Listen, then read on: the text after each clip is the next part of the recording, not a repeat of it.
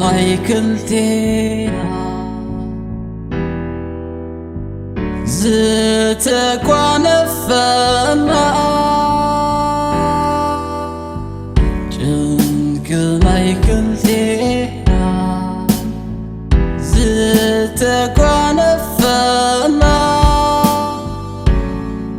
ንንገሮ ንስድራና ጽልዕ ፍቕሪ ከም ዘለና ፍቕሪናተይ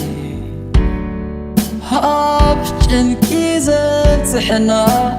ዕድልኪ ድዩ ወይስ ዕድለይ ኣብቲ ጊዜቲ ኣብ ከቢድ ጭንቅና ጸልማት እዩ ነይሩ ብዙሕ ጸሚኡና ድኻ ሰይኽሎ ቁሪ ተደሪእና ከም ዘይሕለፍ የለን ሓለፍናዮ ግና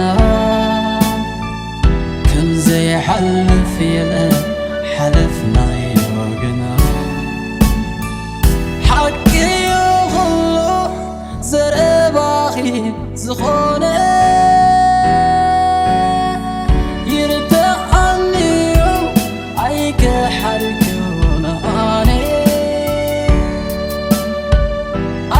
ኣይረሳክኽን እንታይ ገሞ ኩነታት ሒዞኒ ካብ ወዲ ሰብ ዝሕይል ካብ ወዲ ሰብ ዝሕይል ኣይተላክኽን ምስ ፈተኽኻ ሓንሳብ ዕድል ሃብኒ ተበቲኑ ንሓሳብ ተደለኽውን ክስዖ ቀቢፀ ኣይድምሰስንዩ ኣብ ደም ዝሰተ ንኣኺ ዝረኸበ ኣምላኽ ይብዎ